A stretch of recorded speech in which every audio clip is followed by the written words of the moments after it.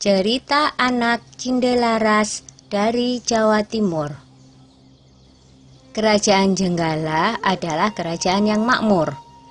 Namun semenjak rajanya yang bernama Raden Putra memiliki selir, semua jadi berubah. Kerajaan yang tadinya tenang, kini selalu bermasalah. Selir raja yang iri dengan permaisuri menjadi dalang semua masalah tersebut. Selir raja ingin mengusir permaisuri dari istana. Suatu ketika, selir bersama tabib raja memfitnah permaisuri. "Maaf Paduka, seseorang menaruh racun ke dalam minuman selir. Tidak ada pelayan Paduka yang berani masuk ruangan ini kecuali permaisuri," kata tabib dengan meyakinkan. Raden Putra sangat terkejut dan marah mendengar itu. Ia memerintahkan patihnya untuk membuang permaisuri ke hutan. Untunglah Sang Patih adalah seorang yang bijaksana. Ia sebenarnya tidak tega meninggalkan permaisuri yang sedang mengandung sendirian di hutan. "Maafkan hamba permaisuri, hamba tidak punya pilihan lain," kata patih. Patih membuatkan rumah kecil untuk permaisuri dan kemudian meninggalkannya. Setelah beberapa bulan di hutan, sang putri melahirkan seorang anak laki-laki. Anak itu diberi nama Cinderalas. Karena lahir dan tumbuh di hutan, Cinderalas berteman dengan binatang-binatang di hutan itu. Suatu hari, di saat asik bermain, seekor burung Raja Wali menjatuhkan sebutir telur. Cinderalas mengambil telur itu dan bermaksud menetaskannya. Tetapi secara ajaib, telur itu menetas menjadi seekor anak ayam. Cinderalas sangat menyayangi anak ayam itu. Kian hari, anak ayam itu tumbuh menjadi seekor ayam jantan yang gagah dan bersuara merdu. Kicauan seperti seekor burung yang tengah bersiul nyaring. Yang lebih mengejutkan adalah setelah bersiul nyaring, ayam itu berkokok. "Kukuruyuk, tuanku adalah Cinderalas. Rumahnya di tengah rimba, atapnya daun kelapa. Ayahnya Raden Putra." Cinderalas memperlihatkan ayam jantan itu kepada ibunya. Ibu Cinderalas yang mendengar kokok ayam itu akhirnya menceritakan asal-usul mengapa mereka sampai berada di hutan. Mendengar itu, Cinderalas bertekad mengungkap semua kejahatan selir raja ke istana. "Aku akan ke istana, Bu. Aku yakin kebenaran akan menang dan kejahatan akan mendapatkan hukuman yang setimpal." Setelah diizinkan oleh ibunya, Cinderalas berniat pergi ke istana membawa ayam jantannya. Dalam perjalanan, ada beberapa orang yang sedang mengadu kokok ayam mereka. Cinderalas kemudian dipanggil oleh orang-orang itu. "Ayo, kalau berani, adulah kokok ayam jantanmu dengan ayamku."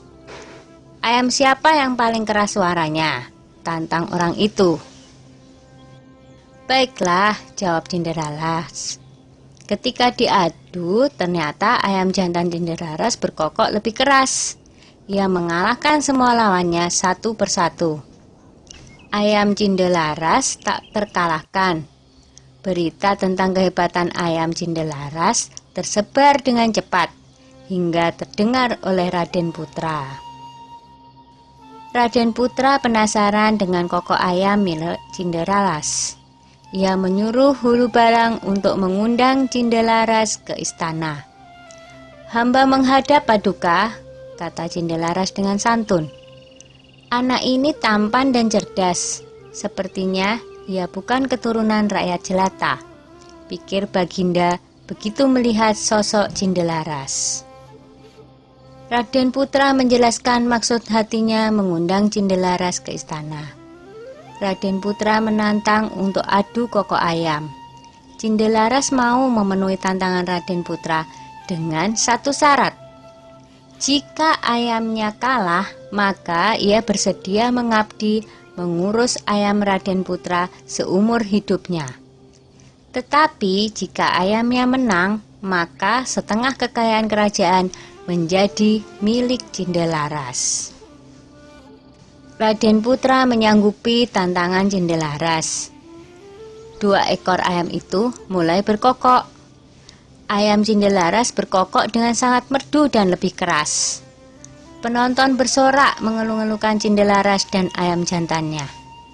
Baiklah, aku mengaku kalah. Aku akan menepati janjiku.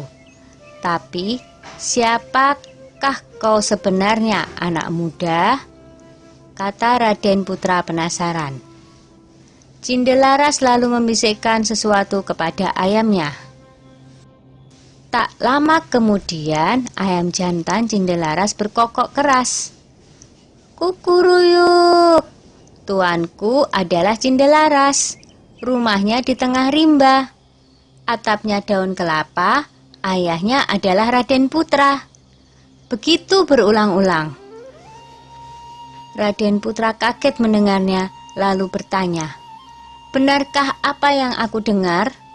Lalu Cindelaras menjawab, benar Baginda. Hamba Cindelaras, ibu hamba adalah permaisuri Baginda. Bersamaan dengan itu, sang patih segera menghadap dan menceritakan semuanya. Aku telah melakukan kesalahan, kata Baginda Raden Putra. Aku akan memberikan hukuman yang setimpal pada selir dan tabibku yang bersekongkol dengannya. Lanjut Baginda dengan murka. Kemudian selir pun dibuang ke hutan. Raden Putra memeluk anaknya dan meminta maaf atas kesalahannya selama ini. Raden Putra dan hulu balangnya segera menjemput permaisuri di hutan. Akhirnya, Raden Putra, permaisuri, dan Cindelaras berkumpul kembali. Setelah Raden Putra tiada, Cindelaras menggantikan kedudukan ayahnya dan memerintah dengan adil dan bijaksana. Dah ya cerita Cindelarasnya. Jumpa lagi.